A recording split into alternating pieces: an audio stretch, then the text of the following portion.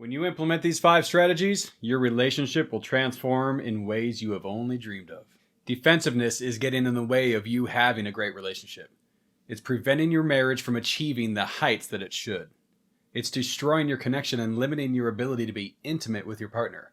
Yes, emotionally and sexually. So not only do you have to understand the negative impacts defensiveness has on your relationship, your partner, and on yourself, which you can do so in this video here, but you have to understand how to tame your defensiveness. In this video, I'll be outlining 5 specific strategies that'll stop defensiveness in its tracks and get your relationship back on the right path. Number 1, don't think about being right. There is no right or wrong. Emotions aren't binary. Perspective isn't binary. Your partner doesn't have to share your emotions or perspective to be right. If you don't see things the same way that they do, you aren't wrong. Relationships aren't about one person being right or wrong. They're about providing safety. We all have a deeply rooted and biological need to feel safe in this world. And when we're busy fighting about who's right and who's wrong, we overlook that primary need and put something far more superficial in its place. Because it doesn't matter who's right if your partner feels unsafe and disconnected in the end. When we get defensive, we're basically telling our partner, I'm right and you're wrong. And that's not a great way to make our partner feel safe. A great way to make our partner feel safe is to accept responsibility for a part of the problem. You don't have to take the full blame for everything. You just have to acknowledge that you did have a role to play in the issue. And the reality is, you probably did. Rarely is anything 100% your partner's fault. Whatever's going on in the relationship, however big or small, you have some responsibility in it. So get out of right or wrong thinking. Instead, think about making your partner feel safe. Things will fall into place from there. Number 2, the relationship is more important than your perspective. Because if you're focusing on that above the relationship, then your relationship will suffer. Your partner won't be okay if you do that. And if they're not okay, neither are you. You'll both be in a place of tension, waiting for something to change, for someone to give in and make amends first. But when you focus on the relationship, you're more likely to take your perspective and put it on the shelf for a minute while you attend to your partner. And this should be considered especially when your partner comes to you first. If they have the courage and vulnerability to share their emotions with you, your immediate defensiveness will feel like rejection. It'll feel like you're attacking them. And it'll cause them to stop sharing anything besides superficial, shallow things with you. Now, this doesn't mean that you won't get a chance to share and be heard. You will. But sharing and trying to be heard without first acknowledging your partner is what defensiveness is. So you have to think of the relationship as more important than your perspective. You can be okay if your perspective isn't fully known. For a time or a season, you can share your perspective with a close friend, a mentor, a family member, or a therapist if you're really in the thick of it. You can get validation and input those ways if you're struggling to receive it from your partner. And eventually, you and your partner will figure out how to share in a back and forth way so that both of you can feel heard in the conversation. So you'll be okay if your perspective isn't fully known for a little while, but you won't be okay if your relationship is struggling every day. You'll feel unsettled all the time. Working through even the most basic of conflicts will be difficult when the relationship isn't okay. Parenting will be more difficult. Financial decisions will feel heavier, your sex life will deteriorate, and much more. And while we're talking about your perspective, remember this. You can't hang out and laugh with your perspective. That's what your partner is for. You can't be physically intimate with your perspective. That's what your partner's for. Your perspective can't hold you when you're sad or scared. Your perspective can't pick up the kids from school, can't help clean around the house, can't mow the lawn, can't help you plan a big vacation. Your partner can. So how important is your perspective really if it's getting in the way of connecting with the person who can provide all of that for you? So you have to focus on the idea of your relationship being more important than your perspective. Keep this concept at the front of your mind the next time you notice your defensiveness kicking in. Putting your perspective first will not help you as much as putting your relationship first will. By the way, if you're finding this to be helpful, please like and subscribe. We'll be posting more videos to help you heal your attachment and transform your relationship soon. Number 3, consider your body. Don't respond to it. Now, this is something that most people don't think about. And I never used to think about this either, but my years as a husband who personally struggles with defensiveness and as a therapist have helped me learn a lot about this. Because when I ask clients to turn their attention to their bodies and think about the sensations they experience, many of them struggle to do it because they were never taught to pay attention to their bodies. So this could be a powerful shift in how you manage not just your defensiveness, but your emotions in general. We know that defensiveness is our way to distance ourselves from unpleasant thoughts or feelings or pain. It protects us from perceived threats like criticism or blame. And when we sense a threat, our fight, flight, freeze, or fawn response is triggered. And every time it does, our bodies experience certain sensations. And this can be different for everybody, but there are a few common things to look out for. Sensations in your stomach, sweaty palms, elevated heart rate, a clenching of the jaw, muscle tension throughout your body or in a certain area like your shoulders. Tears may form in your eyes. Your throat may become a little bit sore.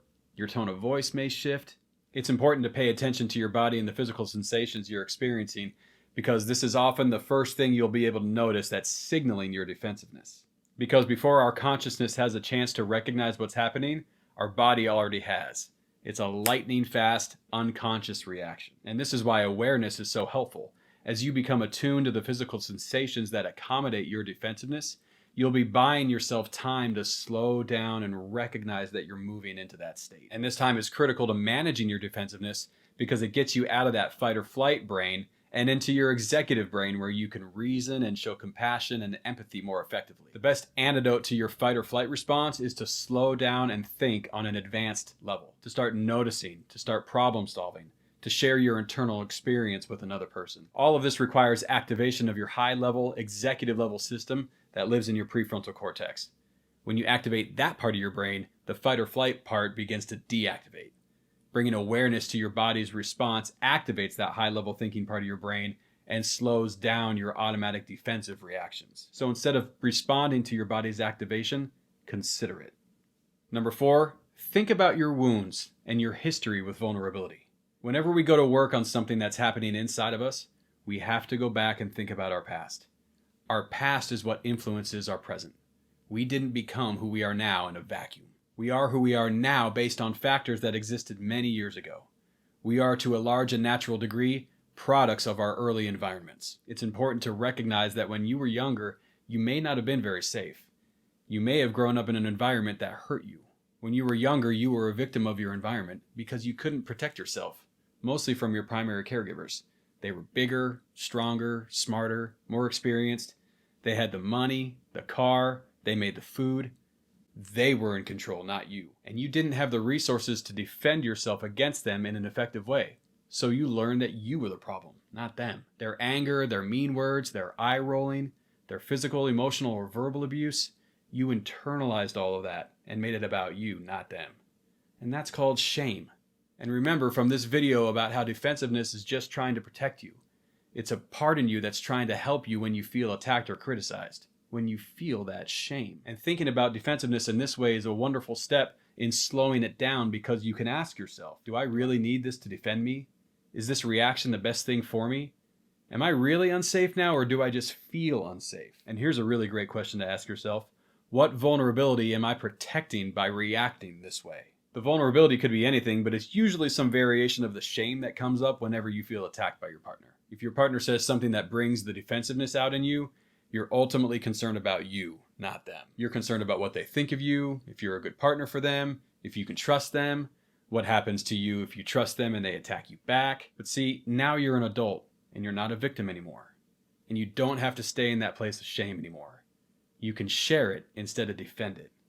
You can keep yourself safe in times when others can't. You don't have to act from a place of shame now like you did when you were younger and things were out of your control. So get curious about the shame that lives in you.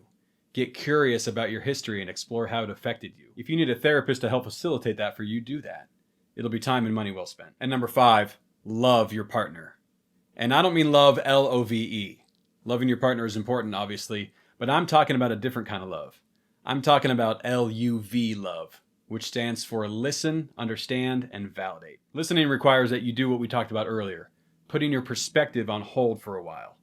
Nothing will make your partner feel less heard than you jumping in with your perspective right away when they're done talking. When you do that, it's as though you weren't listening at all. And they'll pick up on that. They'll sense that energy, and it'll lead to disappointment and disconnection. So listen intentionally. Try to agree with part of what they're saying. Imagine yourself in their position. While they're talking, think to yourself, they're not wrong. This makes sense from their perspective. When you assume that posture, your natural defense system will stay calmer, and you'll be in a much better position to go to the next phase, understand. Understand what your partner is saying by reflecting back what you heard them say. And you're only human. You might not hear them perfectly, so it's okay to ask for clarity. This is what I'm hearing. Is that what you meant? This is a perfect question because it shows that you were listening and not thinking about your response.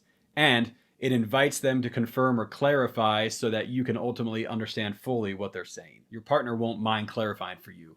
They'll appreciate you seeking that clarity. So tell them what you heard and ask for clarity. Another great question to ask is, do you feel okay with how I'm understanding you right now? This question not only lets them know that you value their thoughts, but again, it calms your defense system and keeps things moving slowly. Validate. When you validate your partner, you make them feel heard and valued. It's like saying, yeah, I get that you could feel that way. That makes sense to me. And people often get this validation thing wrong. They think if they validate their partner's thoughts, feelings, or opinions, that they're agreeing with them or complying with them. In their minds, validation means right or wrong. 0%, 100%. But this isn't the case. Validating your partner simply means that you are supporting the value of their thoughts, feelings, or opinions.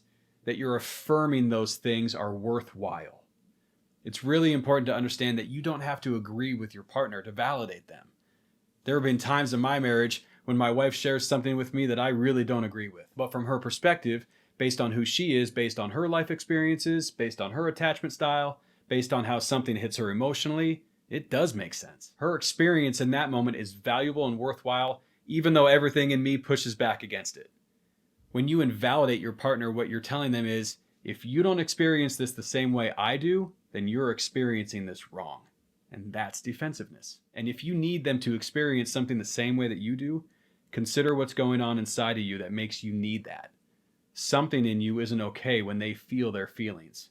What is it? So LUV your partner to stop the defensiveness in you. Listen, understand, and validate.